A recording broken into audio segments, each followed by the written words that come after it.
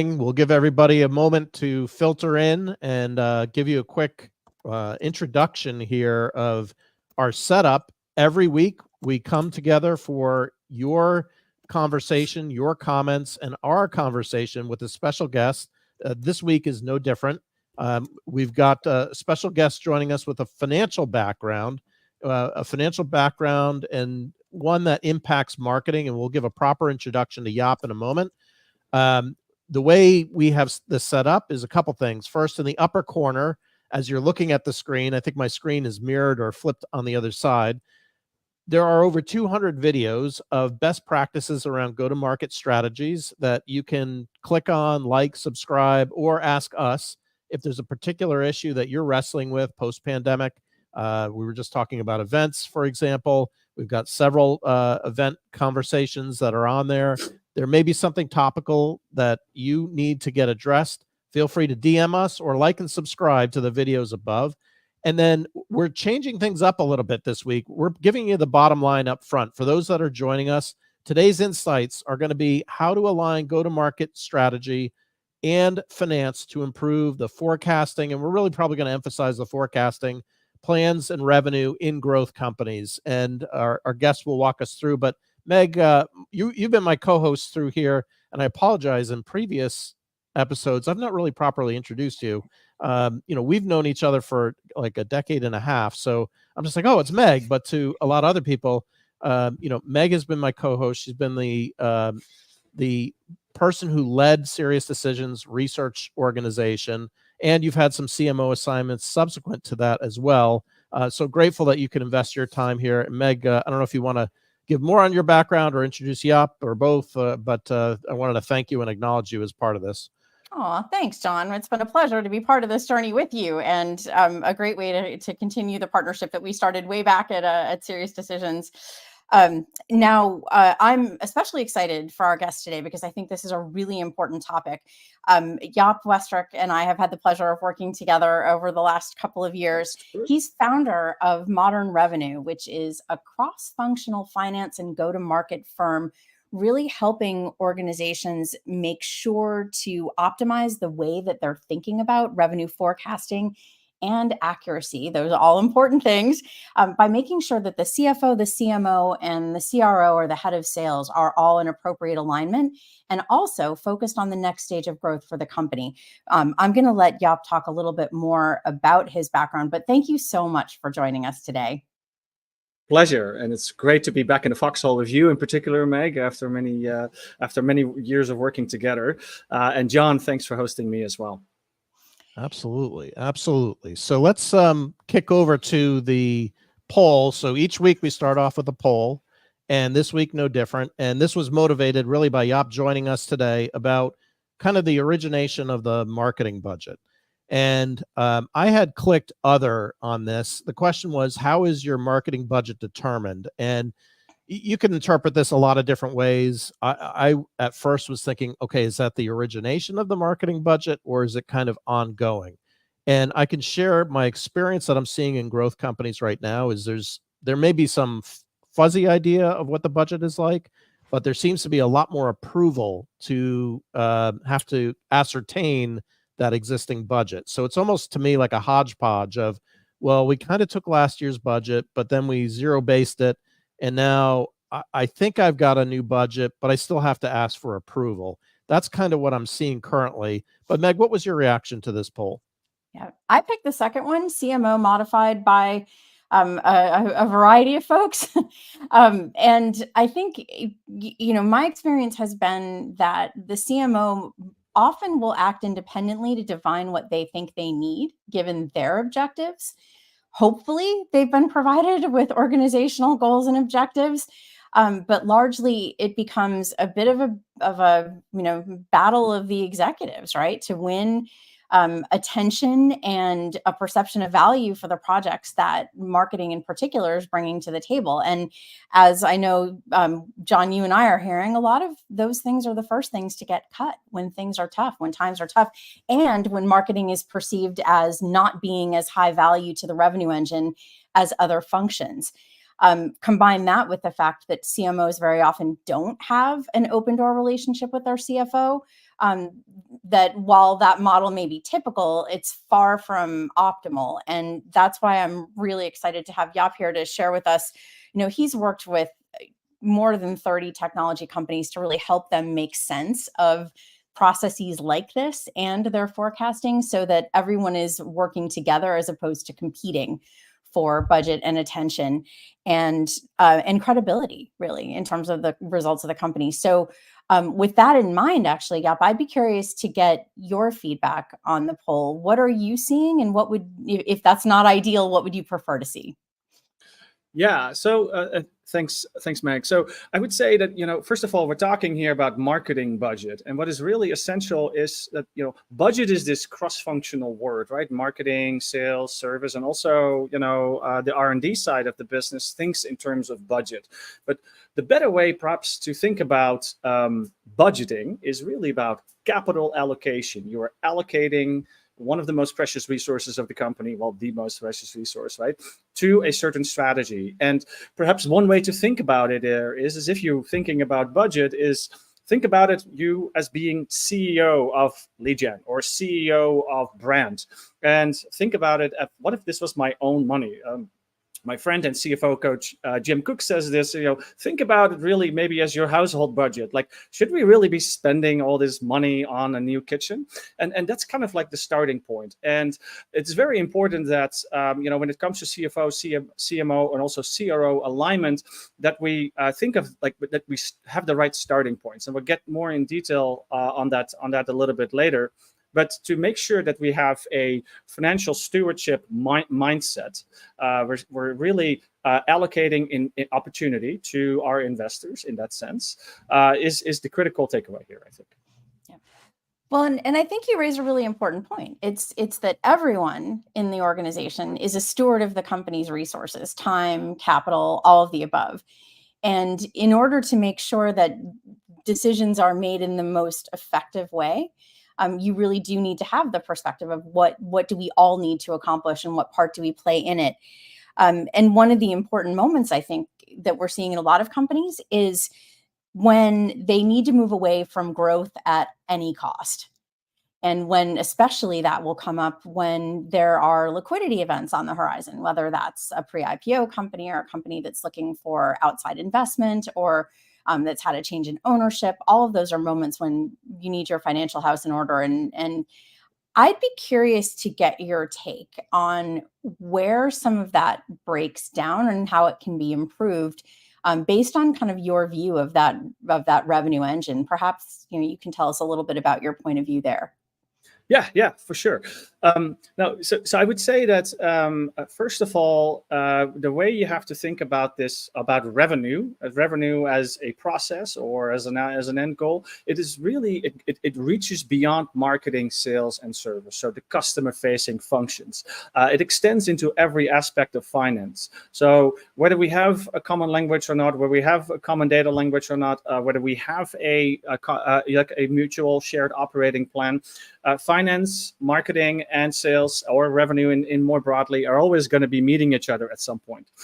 I think one of the key things here is that you want to, as a starting point, really, you have to begin with strategic alignment. So you have to have a common North Star, common goals, and common values. Now, that is a problem that marketing leaders or finance leaders typically are not best positioned to solve. That is, in the end, really a CEO problem to solve. But it is crucial. And so if there is no alignment, everything else becomes kind of futile. The other thing there is that as much as you start high at the top, right? Strategic alignment is really connecting company strategy to go-to-market strategy so that go-to-market understands what the limitations are, what the requirements are in terms of risk reward, and what the expectations are around driving efficient growth. It also starts really with, the boring grunt work. And that is starting with the basics. Like, for example, marketing and finance, having regular cadences in which they talk to each other about the business, how it's performing. And there, I think it is really essential to see or to acknowledge that the process of cross-functional alignment between go-to-market on one side and finance on the other, in my view, really starts with the CFO. Now, why is that? Or the finance leader, right? Whoever that is, could be VP of finance. But let's say just for the CFO. Why is that? Because the CFO has this unique viewpoint of the company. It has basically the 360 view of the company. That is not something you can necessarily expect of other functions in the company, including marketing.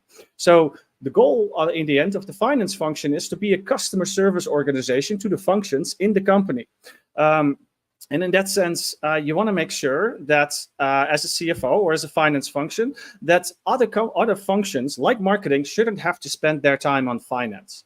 So now, it doesn't mean that because the buck sort of starts and stops with finance here, that there is nothing that my marketing can do. It's like, I'll wait until the CFO, comes and asks about how we've been performing, right, on ABM or on lead gen. You can actually start just really actually by reaching out and enable the CFO to help you, and help them to see around the corner. Educate them on the marketing mechanics, educate them on the strategies. And also one very key aspect here, the value of brand as sustainable pricing power. There is a book written about this by Chris Burgrave. The book is called Marketing is Not a Black Hole. Everybody should look it up and read it. And by the way, this black hole kind of like, expression doesn't only apply to marketing, it also applies to sales and service, including customer success.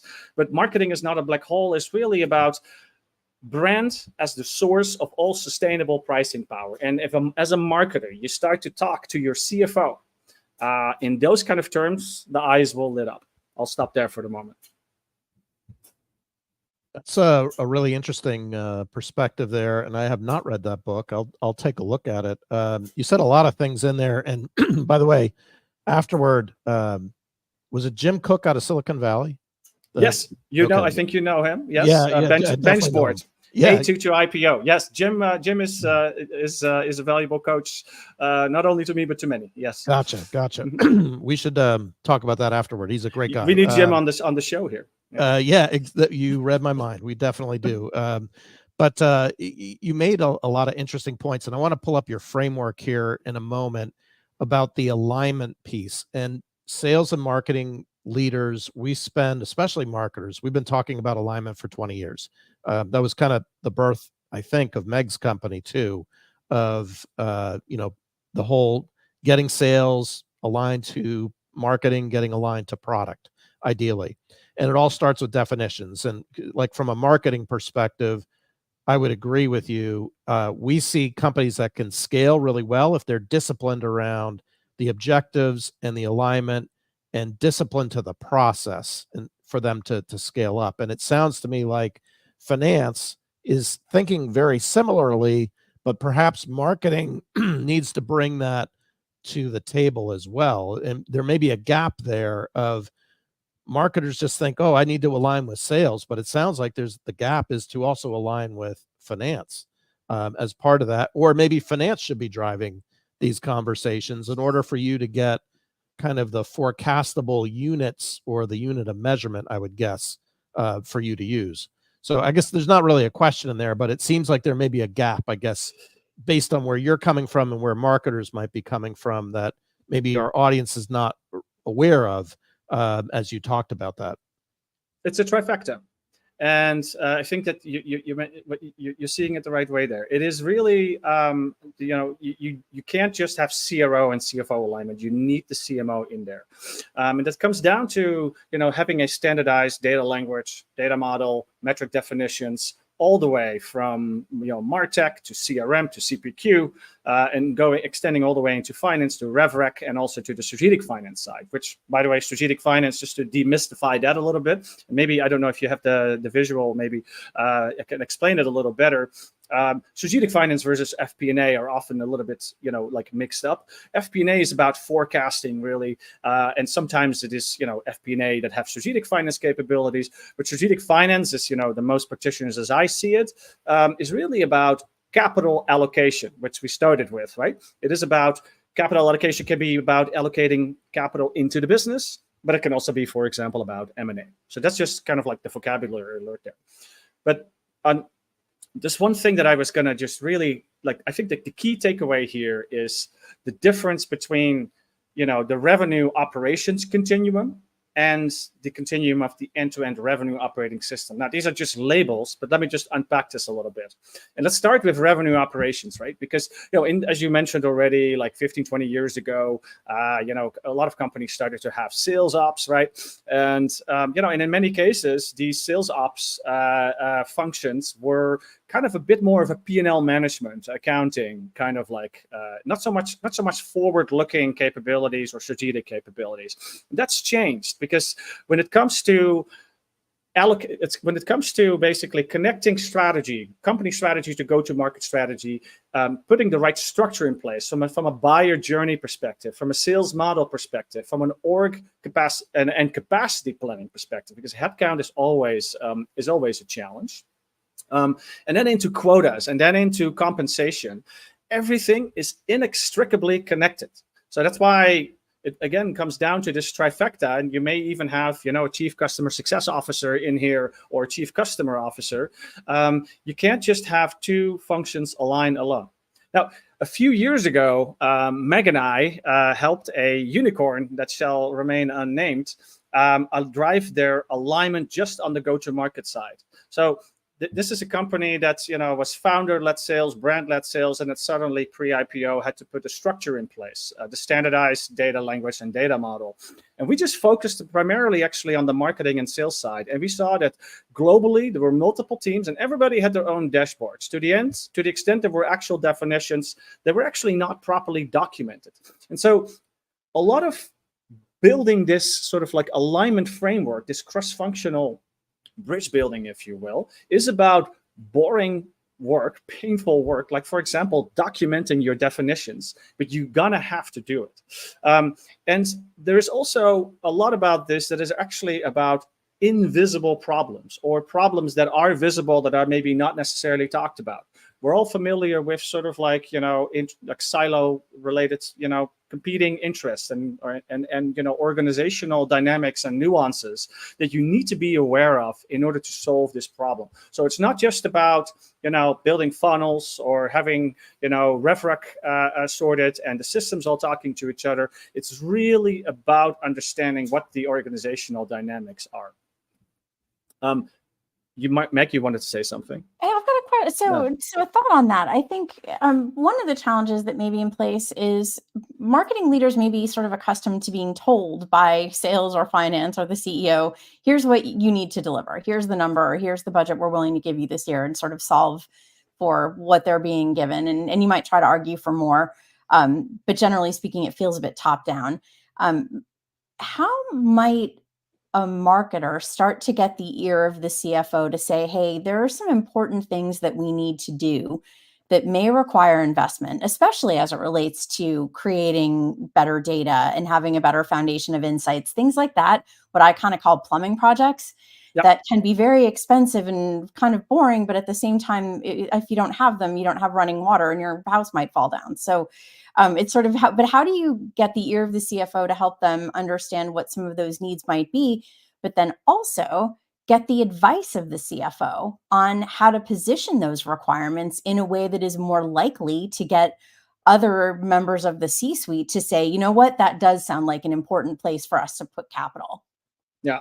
Yeah, no, excellent question, and one that we've dealt with many times. So, but I would say it really starts in the end with the basics. Like if marketing is a black box because let's say the finance function or the CFO doesn't really understand how the sausage is made, you're gonna always, or at least you're more likely to end up in a situation where it's going to be a negotiation rather than a collaboration. So what you ultimately want is a situation, exactly as you're saying, as you're describing, a situation where the leadership aligns on basically a data-driven investment trade-off rationale, right? And in the end, what it comes down to here is, with anything as it relates to capital allocation, it's about risk and reward. And it's really, it's always going back to the basics. As a first step, what can you do? Because this is really essential. Like many companies are they understand the importance of this alignment piece and solving it. And there's also a lot of talking about it, in the podcast sphere, but also, in the blog, there's a lot of content being published on alignment, and yet it remains a problem. And for that, you actually need to go back to the root causes. And a lot of that has to do with the fact that finance leaders typically haven't been standing in the shoes of a CMO or of a CRO. They don't understand what it is to run a marketing campaign. They've never really dealt with, for example, SEO. They have never carried a bag often. And or run a renewal call, a renewal process, or joined an SDR on a quantification call. And so it is kind of basically a lack of exposure. Now, the same happens on the marketing side. And I would say that there is actually more marketing leaders who have a finance background than I find sales leaders have a finance background. And if that comes also down to kind of personalities, backgrounds, like what is kind of like the way you go about your achieving your mission. But it starts really with the basic. For example, if you have a unified marketing dashboard, let's say you're a company with multiple global functions and you have a unified marketing dashboard, book a meeting with the CFO or the VP of FP&A and say, I'd just love to talk to you about how this all actually works. Like what kind of, why is, cost per lead where it is, right? Why are, top of funnel conversion rates where they are? And what can we do to actually improve them? That will go a long way. But keep in mind that this is not something that you solve in a couple of meetings. This is really about a long-term commitment to getting this right. Just basically, building templates with definitions across the functions. Let's say the definition of MQL across marketing, across sales, because it impacts sales, because the SDRs are going to get an MQL, and then that needs to get converted. So you have stage definitions. You need to make sure that is all set up. That plugs into quotas. That actually also impacts compensation, and it even impacts, for example, customer success, where you have perhaps a customer success source lead. So starting with that just can take a quarter of 2 quarters, depending on where you currently are. Gosh, you said so much in there that totally resonated, especially the unified dashboard, which is something we've been also preaching on our side of saying that there really needs to be one funnel, not multiple funnels, because if you're a business leader, how do you know what to take action on? Unless there's one source of the truth, you get a lot of finger pointing. So I love that, and how you talked about the collaboration versus negotiation. Subtle difference and nuance there, but a really important one that really made me stop in my tracks as you had mentioned that. I'm like, wow, that's really powerful. I had not really thought that that way before. Thinking about our audience a little bit more too, in terms of your finance, and I'm one of those marketers with a finance background, and I think I'm more of a rarity than I'm probably the exception to the rule. But I've noticed a lot of our engagements or our clients have private equity that are now involved. And the PE firms seem to have a predetermined model or a way of doing business that sometimes, I don't want to say overrules marketing, but they've got a strong point of view. And it's like the marketer's automatically playing defense, trying to shift that point of view into some sort of reporting. In your experience, have you seen anything like this before, or like any advice in that kind of situation of how to take, kind of the black box of what's perceived, especially with PE and marketing? Like that disconnect is huge. The PE firms very rarely, unless you're in an operational role, very rarely, in my experience, do they understand marketing. Now, they're a lot better in the last year or two than they have been in the prior decade combined. They're typically, oriented not at the operating level, but in their Excel spreadsheet. So there's a big disconnect there between them and marketing. How do you bridge that gap? Yeah. So let me just say, like I come from finance, like myself, and I grew up in investment banking at JP Morgan. Spent a lot of time with the private equity world since, and also including now on the go-to-market finance advisory side. Most private equity professionals are in the end have a financial background. So that means that, like the CFOs that we were talking about, is they sometimes have a certain a certain set of tools in their box with which they know how to fix problems. And that may be, for example, evaluating leadership on certain criteria, and then perhaps making changes there within a certain time frame when things are not going the way they should. Another one is perhaps adjust the pricing side, right?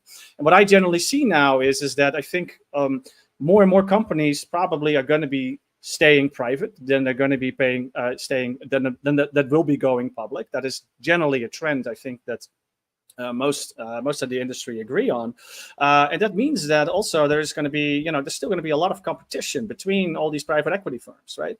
And so one way to stand out is to start seeing the financial engineering side and fusing that, or taking the financial engineering side and fusing that with the strategic finance, with the creating legibility into the business. In the end, any finance person should have, or any CFO typically has, as a very high top priority on their list, understanding what is going on in the business.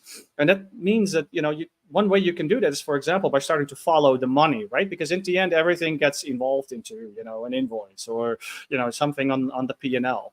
And so following the money, but really understanding the story behind it all, you need to understand how the sausage is made in the business itself. And I'm seeing that private equity firms, small and large, are starting to become more and more open to basically turning the office of the CFO more broadly into a competitive advantage.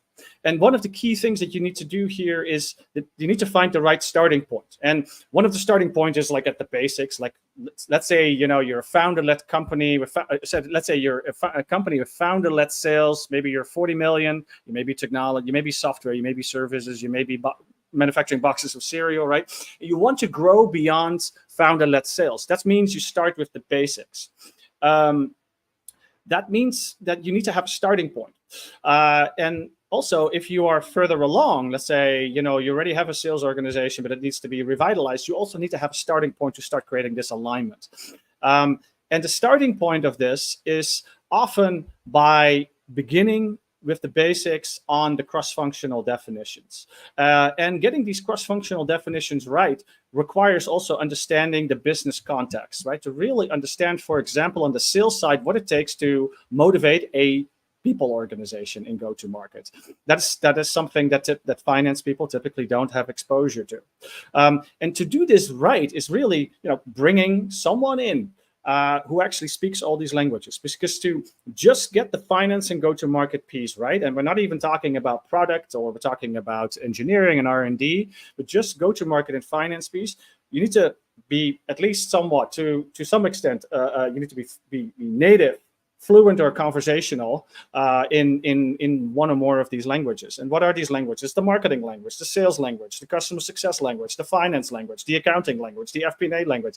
I know I'm rattling off here, but also, for example, the IT systems language, the people HR language. So it really comes down to, in honor of the name of your firm, John, it comes down to fusing these languages and creating a common data language and a common data model.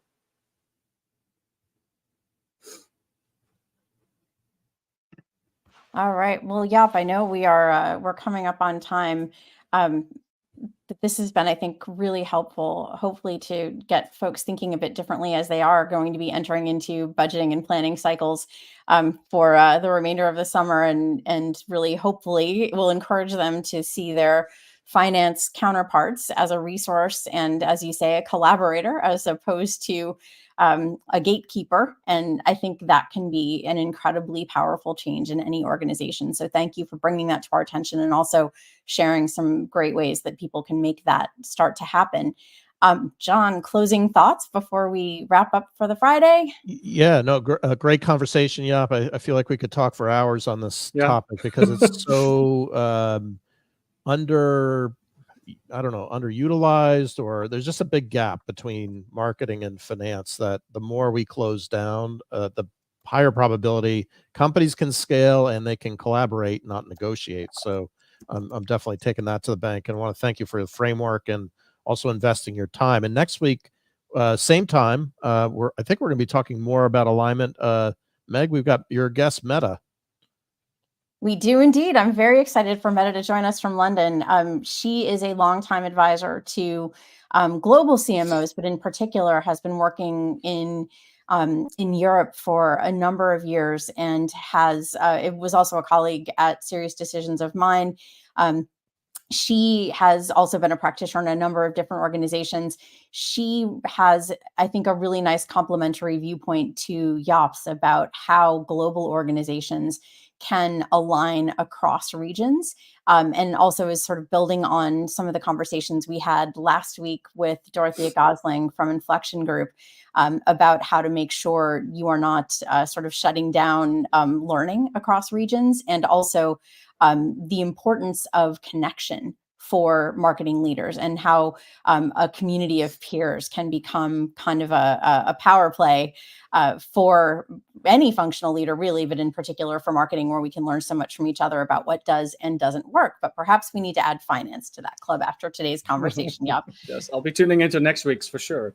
Yes, if I could just want to thank you, Please. Meg, and thank you, John, for hosting me today and for this very engaging talk, and more to come. I hope. We hope so too. Love the last mile of alignment. Yeah. Excellent. Well, we'll At see least we're aligned, so that's good. There you go. We'll see you then everybody. next Friday, same time, same place.